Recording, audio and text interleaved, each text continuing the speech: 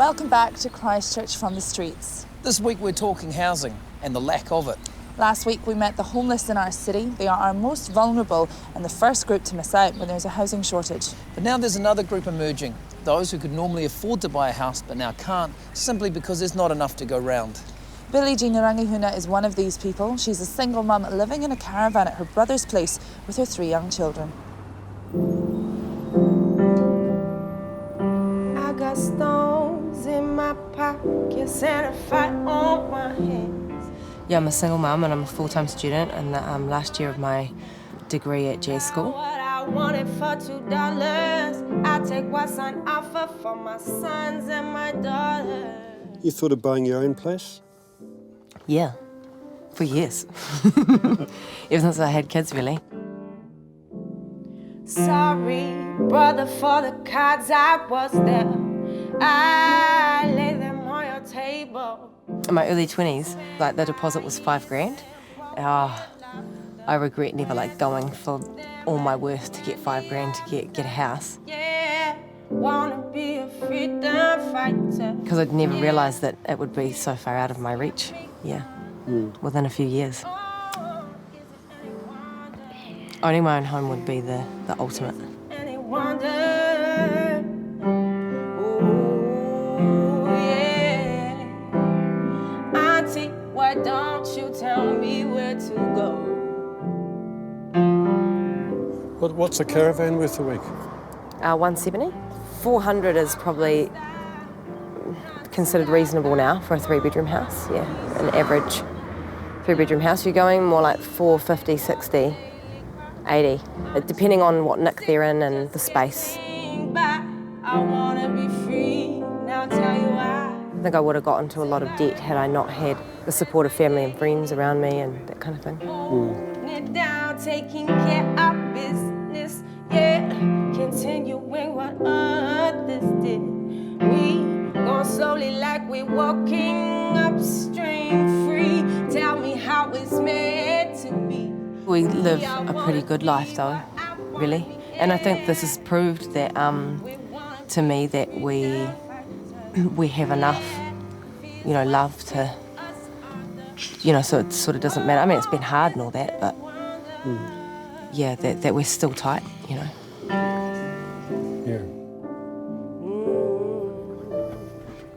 Put on the heaters and we jump in our onesies and we snuggle up. And we're fine, aren't we?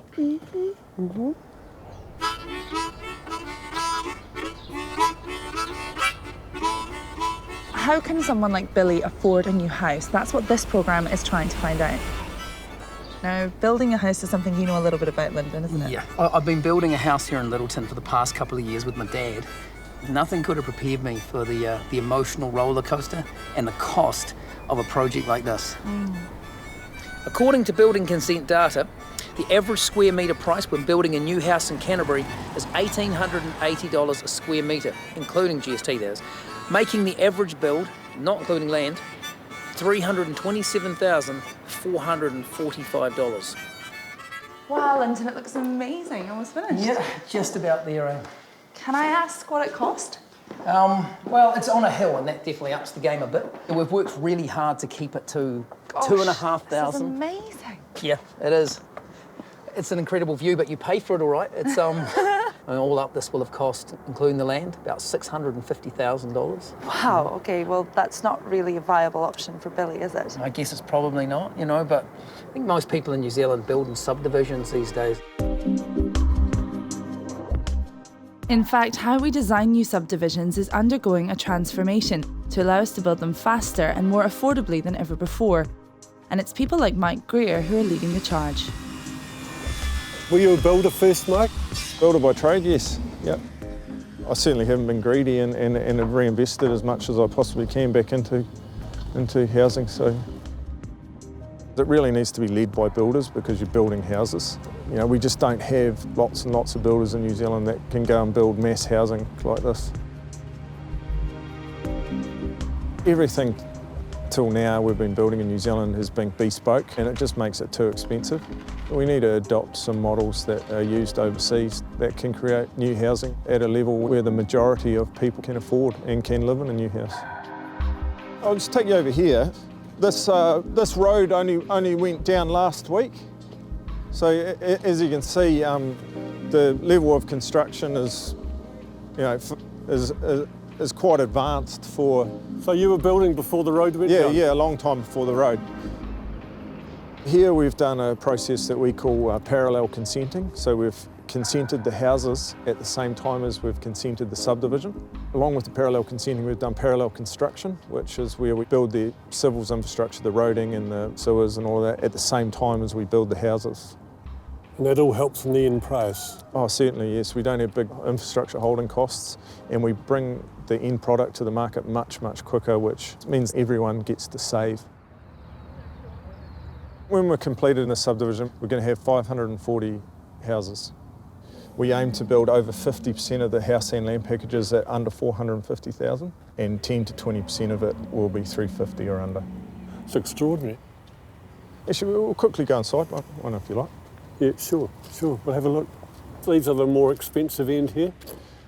Well, these are only 419, so they're well under the 450,000 price bracket. You're not recording that bit, are you? Me trying to break into one of my houses. Don't worry about taking your shoes off, guys. We'll be right. But, there's a whole lot of rhetoric around at the moment that we've got to build houses at $200,000 because that's all people can afford.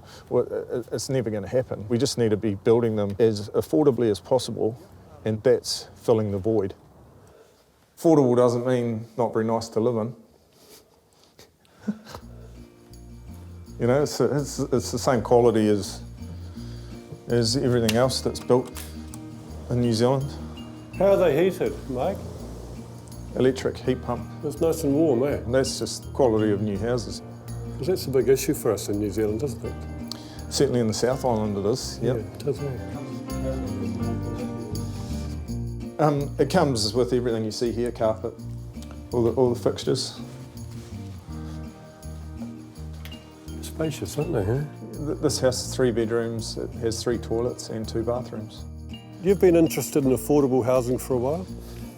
Yeah, many years. I got brought up in a schoolhouse, very much like this, but old and cold. This is sort of the way of the future in New Zealand, with smaller house, smaller section. So that's common land out the front there? Yeah, so that's owned by the council. In a way, that means that you connect with your neighbours more, doesn't it? Yeah, that's the idea, and it is done a lot in other parts of the world. Is that still a dream, to have your own quarter acre? Oh, it's still a dream for a lot of Kiwis, but things are changing. We've got a lot of immigrants from England and Asia who are used to living in this kind of environment, and it's kind of spreading to people that are born here. So these houses have, we call it Kiwified, where we've got small house, small section, but they're standalone, and that's a big driver for a lot of Kiwis. They don't want their house attached. The market does appreciate it a lot more, and all of these houses are all sold. First home buyers are buying in here. People that this is their 4th or 5th house are buying in here as well. We've had a lot of upfront costs in stage 1, so stage 2 we're going to bring the price down even more. A 3-bedroom house, $299. It's the same quality as all the other houses in the subdivision. They're all double glazed, yep. Got great insulation and great heating and quality fixtures, quality chattels. We take 5% deposit. A lot of people at that level are using their KiwiSaver money. They'll probably need to save about $15,000. And weekly repayments? Approximately $360 a week, which is a lot cheaper than you could rent one out here. Or anywhere? Yeah, or anywhere in Canterbury, yes.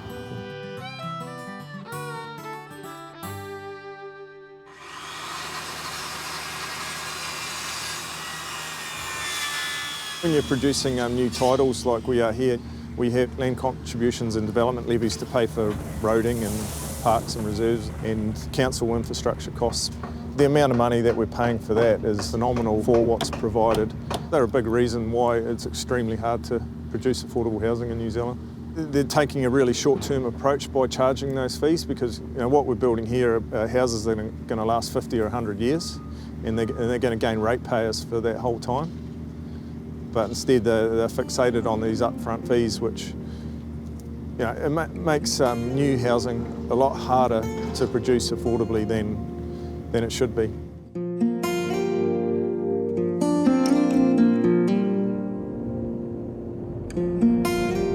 To discuss the ins and outs of affordable housing, we've enlisted the ex-mayor of Christchurch and affordable housing advocate, Gary Moore, and an expert on better housing options, Claire Woolley. Gary, Claire, I've lived in houses like that all my life, being from Scotland and in Europe. So is intensive housing like that, is that the future for New Zealand, do you think? You know, I think it's going to be a combination of things. I think some people want to live in smaller houses and some people don't. But I think we've got to have this idea of a mix and choice in the market. I think houses have got too large in New Zealand, and I actually don't think we need to have a toilet off every bedroom. What about subdivisions like what we've just seen from Mike Greer? Do they foster community? You know, I think they do. I've been living overseas for a while, and the whole apartment living, you get to know your neighbours better, but it's all about urban design too. It's not just about the houses. You know, you have community spaces, you have intersecting paths. And that's what Mike Greer's doing, and that's the start. Absolutely. He talked about the portion of money that's given to the council, $50,000. Gary, you know a lot about how councils operate. Is this too much? Absolutely. I think Mike Greer is 100% correct, and the problem with the development contribution levy is it's driven by monopoly thinking, and that has to stop. Claire, so with the drive to reduce cost, does it mean a reduction or compromise in quality? No, so this is really key. Like, we've got to be driving for affordable housing that's high quality. So it's not an or issue, it's an and issue. So high performance housing is really key. We've got to make sure that we get good quality housing for the ordinary person. I think our housing stock is crap. You look at a number of the houses that are in the red zone, where the blocks have fallen off it. There's no insulation there. There's no double glazing. And you look at some of the houses that were built in sort of 2004, and they're not double glazed because the rules didn't say they should be. It's just stupid. We've got to make affordable housing the best housing, which is what the State House did for New Zealand. It raised the standard. We've got to do it again. You know, the thing, Rachel, you know, I really believe we're sick as a nation because our houses are so cold. I mean, they're really scarily cold. And when you look at these international statistics, New Zealand's got some of the coldest houses in the world. So we've got to make this commitment to high performance housing, that we can do it at an affordable rate. And I think with some really clever design, we can actually get there. And just think about the public health benefits for that. That could really be enormous. Subdivisions aside, Gary, you've got a solution to Billy's problem. 2 years ago, I started shifting houses from the red zone, but now my focus with the trust I work for is looking at houses and how we can get the working poor into their own homes.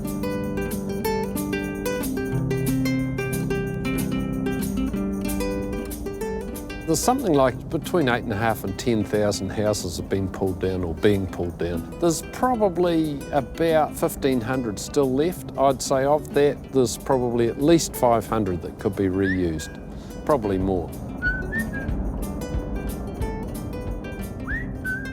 It's been tested for asbestos. Yep. A trust in Auckland, when they did an affordable housing package and they announced it, they had 1,000 inquiries. They couldn't handle it. And so we're trickling it out gradually. We've got about 30 houses at the moment that we could shift. And so we're working with trying to match people to houses, to sections. You know, there's a lot of... You've got enough people wanting them. Oh, absolutely. These people, they came to us and said, look, we're interested. Is this the sort of house that you guys were looking for? Well, yeah. I mean, at the moment, it looks quite spacious. The lounge is quite big. What do you think something like this would cost?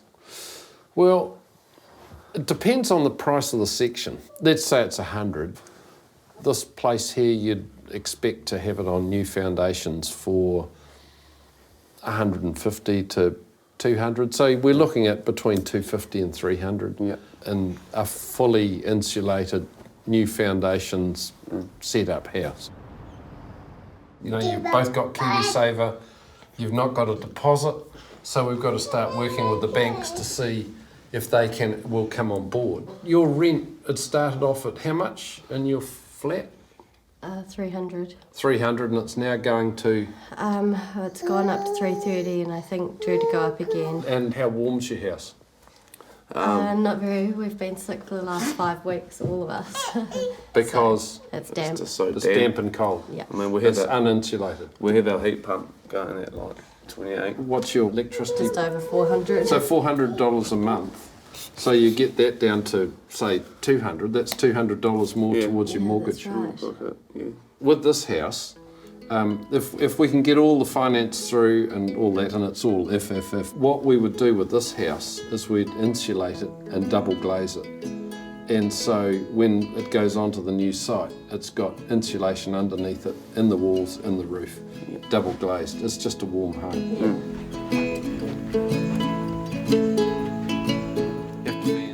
Everybody deserves their own tūranga waiwai. If you are genuinely worried about young people, these are the sort of houses that, while they're here, let's take advantage of it. Let's get all of the institutions to hold hands together. And that means the lending institutions, it means the council, it means Sarah, it means the insurance companies. There's an opportunity here, you know, rebuilt on new foundations. These baths are expensive. Does it make the cost cheaper because the shower's here and the bath is here, so it's just bits that you don't have It's just stuff you don't have to do. Yeah. It looks real good. Yeah, we're definitely interested.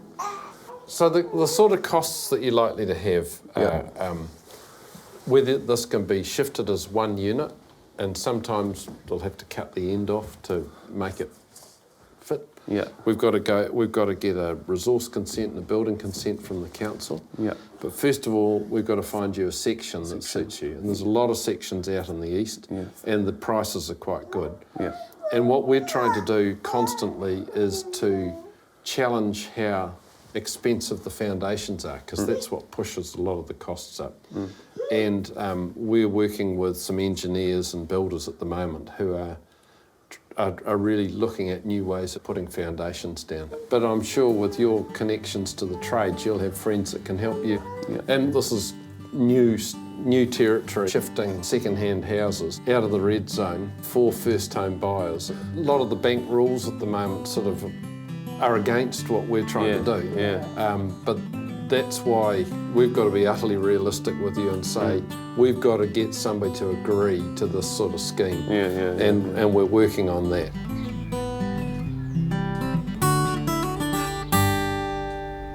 Just across here is Diamond Harbour, and here is where we found another possible solution to the housing problem. The extraordinary story of Nikki in the Chinese house.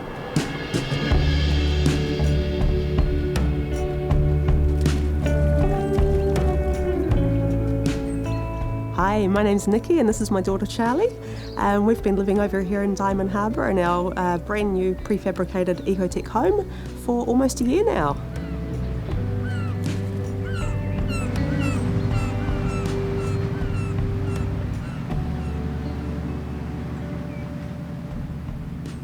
My home is actually made in China and it is actually shipped from China over to New Zealand. I think that process takes around 28 days. And people are just like, what, the whole house comes from China or just the componentry, like the kitchen sink and the bathtub? I'm like, no, the entire house actually comes from China. They say, oh, what's it made of? I'm like, prefabricated steel. They're like, so has it got wood over the top of that? I'm like, nope, it's got a prefabricated steel finish.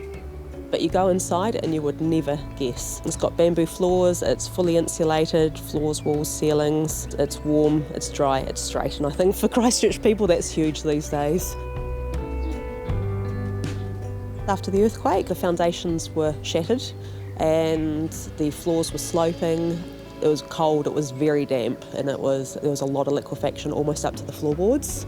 Having a baby in a demolished house was not a nice experience. I mean, obviously as a mum, you want to be able to provide your children with, the best possible life and a warm, healthy, comfortable home. And unfortunately, I didn't have that.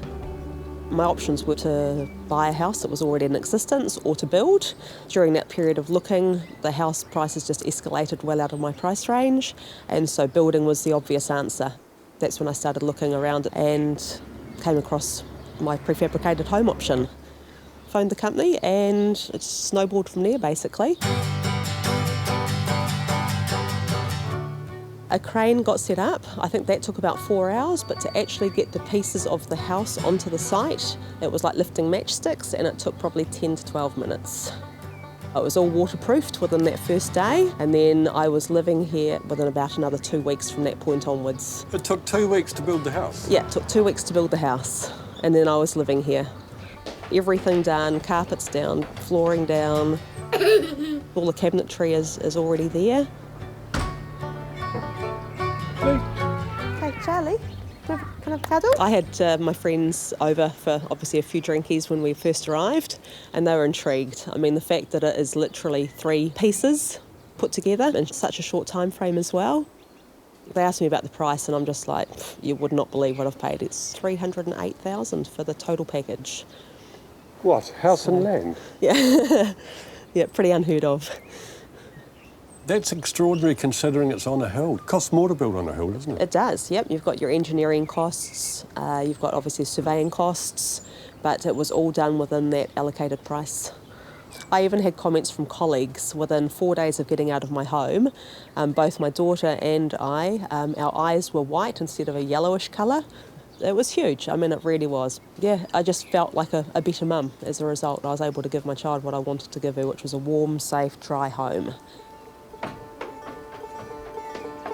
What do you like most about it? It's the fact that it is so warm, it's so dry, it's easy to heat. Heat pump, I think my maximum power bill so far has been like $110. Really? And it's with the heat pump going 24/7. That's amazing. Yeah. And it's obviously dry, and you feel safe here? Oh yeah, very safe. One of the things that Ecotech talked to me about was the fact that the safe up to 9.7 earthquakes, and he said run inside, not outside. Exactly, stay in the house. And he said Don't just avoid outside. things like your fridge. Yeah, yeah. It's reassuring when you've got a little one. Yeah. Yeah. The main issues for people that stop them buying a prefabricated home are their preconceived ideas of what prefabricated means. Every square metre of an Ecotech home or a prefabricated modular home are very carefully designed to utilise every single square metre. A 105 square metre house, which would be 3 bedrooms and 2 bathrooms, that would be $145,000 plus GST. We should be making our own homes here, but unfortunately there is far more demand than there is supply at the moment. We can produce 4,000 homes a month in an Ecotech factory in China. Are those people who are desperate for a home meant to wait? I certainly have no regrets with this decision to go prefabricated. So it's the future, yeah, absolutely, 100%. It's fast, it's economical, and it works. It's brilliant. Claire, do you think prefabrication is the future for New Zealand homes? You know, I really think it's an interesting opportunity. Panelisation doesn't mean that you're going to have all the houses going to look the same. I mean, you can dial any kind of house design into this whole factory process. Yeah. So you shouldn't be able to tell that a house has been built in a panelised way. You know, you can get a lot of efficiencies in terms of time, and also that's going to translate into like cost savings as well. Well, on that note, Gary, with your financial background, how do you see us making housing cheaper in New Zealand? Part of it being cheaper is people actually have to have a deposit. And I think we actually have to challenge the regulations being used by the Reserve Bank to try and cool down some markets, and they turn off every market in New Zealand. I'm a baby boomer. Our generation has to use the capital we've got in our homes as the deposit for our kids to have their own homes as well. We need to be talking to New Zealand banks. I think it's time we became patriotic New Zealanders about where we save. I think we need to look at credit unions. We need to look at New Zealand solutions for New Zealand challenges, because a lot of young people are spending more on rent and keeping a grotty flat warm than they would be repaying a loan and paying the interest on it. how do we get Billy a house? What is the solution for her? You know, we need 15,000 houses in Auckland immediately. We need 15,000 houses in Christchurch immediately. It's a supply issue. We've got to get houses built more quickly, which is why, you know, panelisation is a great way forward. And when we're doing that, we've got to make sure that they're high quality as well. Yeah. And make a commitment to that. And also, Gary, they need the money. They do, and what worries me is when people take their KiwiSaver superannuation funds and pour them all into their house. I think they should be able to borrow on their KiwiSaver funds and keep their money for their super. Affordable housing for New Zealanders looks set to remain an issue that will affect all of us for a wee while yet.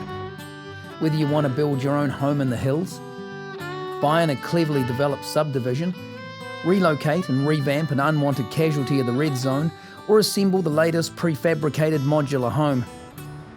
We're finding better ways to live that will hopefully, in time, be affordable for all of us. However, if that all seems a long way off, then Lily may have the answer for you. This is maybe 80% my work. Really? Yep. From the floor frame on the trailer to the roof and the finishing. The house that Lily built. Yeah. And are you a trained carpenter? No. I like to make things. Having my father die when I was young, he left me the money. Otherwise, I wouldn't have been able to afford it. Probably looking at 40,000 now. It's getting up there with the solar panels I've got coming on the roof. I got quotes in November. They had doubled by January. It was pretty outrageous. Yeah.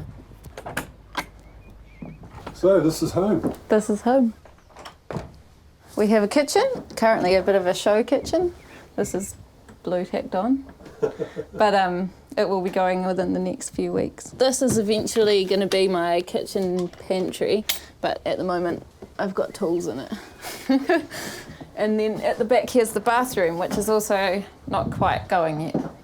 But oh, this is your bath? Yep, this is the bath. This is the composting toilet. So it's just a bucket system that you then compost outside. Yeah, and that's the sleeping loft. I'm a bit impulsive and not necessarily always that sensible. So the first thing I bought was the door. And then I thought, I've got a door, so I'd better start getting some other things. So I bought the trailer. And then I went away for a few months to Northland and finished the design and started building. We put the flooring down. Used to be in the Hallswell Men's Club. And then I built each wall frame on the trailer and then we put them up. Yeah, at that point I built this end triangle and dropped it on my head and managed to give myself concussion. And so when I was at the doctor's I met a nice guy who happened to be a builder and he helped me put the roofing on because I was still a bit like dizzy and stuff at that point. But I was doing sort of 3 14-hour days of building and then working. I was a little bit exhausted. Yeah, I had a lot of help from lots of different people. I don't think you really build a house by yourself. I can see myself here for a long time, yeah. Thanks for your support, New Zealand On Air.